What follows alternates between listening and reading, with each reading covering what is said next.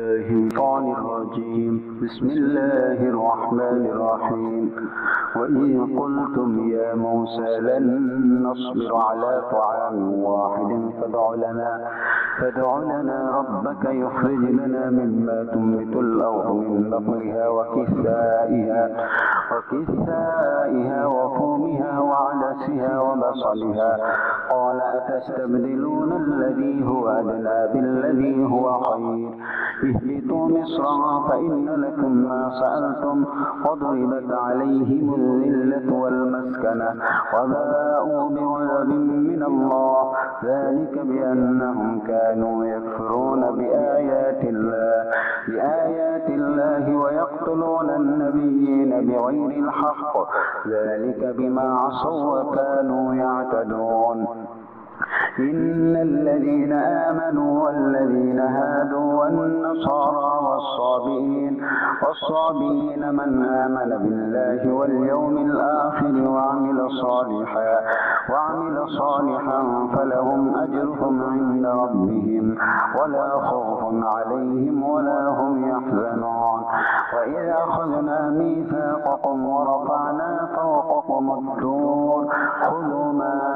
آتيناكم بقوة واذكروا ما فيه لعلكم تتقون ثم توليتم من بعد ذلك فلولا فضل الله عليكم ورحمته لكنتم من الخاسرين ولقد علمتم الذين اعتدوا منكم في السبت فقلنا لهم كونوا قردة خاسئين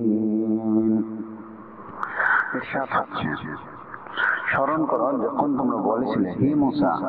আমরা একই রকম খাদ্য কখনো ধৈর্য ধারণ করবো না, কাজেই তুমি তোমার প্রতিপালকের কাছে আমাদের জন্য দোয়া করো তিনি যেন ভূমি হতে উৎপাদিত দ্রব্য শাক সবজি কাকড় গম মসুর ও পেঁয়াজ আমাদের জন্য উৎপাদন করেন। মূসা বললেন তোমরা কি উৎকৃষ্ট বস্তুকে নিকৃষ্ট বস্তুর সঙ্গে বদল করতে চাও?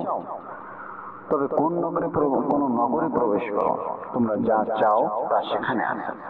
এবং তাদেরকে লাঞ্ছনা ও দারিদ্রতার কষাঘাত করা হলো,